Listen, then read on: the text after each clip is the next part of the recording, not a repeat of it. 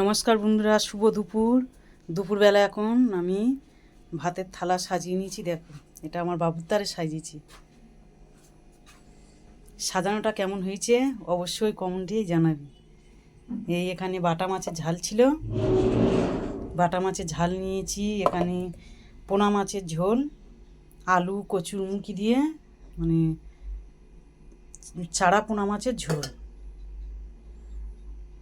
চারা পোনা মাছের ঝোল, আর ওখানে আমের চাটনি, লাউ পুঁই শাক ঘন্ট, ডাল, তারপরে তোমার আলু পোস্ত এখানে ঢাকা দেওয়া আছে।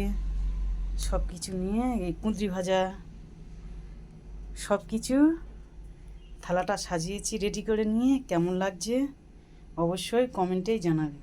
এটা আমার বাবুর জন্যে সাজিয়েছি, বাবু খাবে। এটা কিন্তু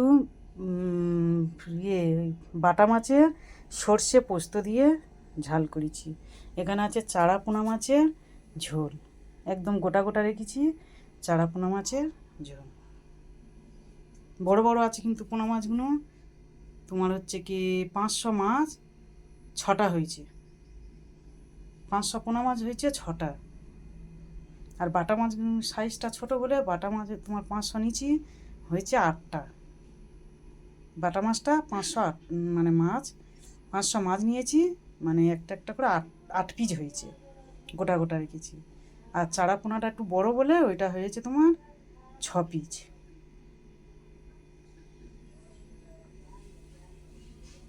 তো দেখো, এখানে আছে জল, এই জলের গ্লাস, এই আম,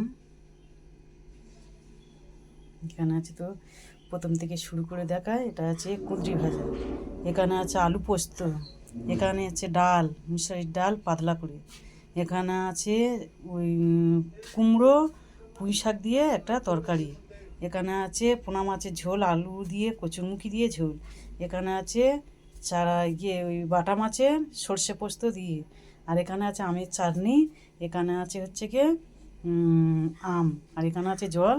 আর একটা কথা বলতে ভুলে গেছি, এই আছে পেঁয়াজ, লেবু, কাঁচা লঙ্কা। তো চলো, আমার থালা সাজানোটা কেমন হয়েছে অবশ্যই ঝটপট করে কমেন্টেই জানিয়ে দাও। টাটা।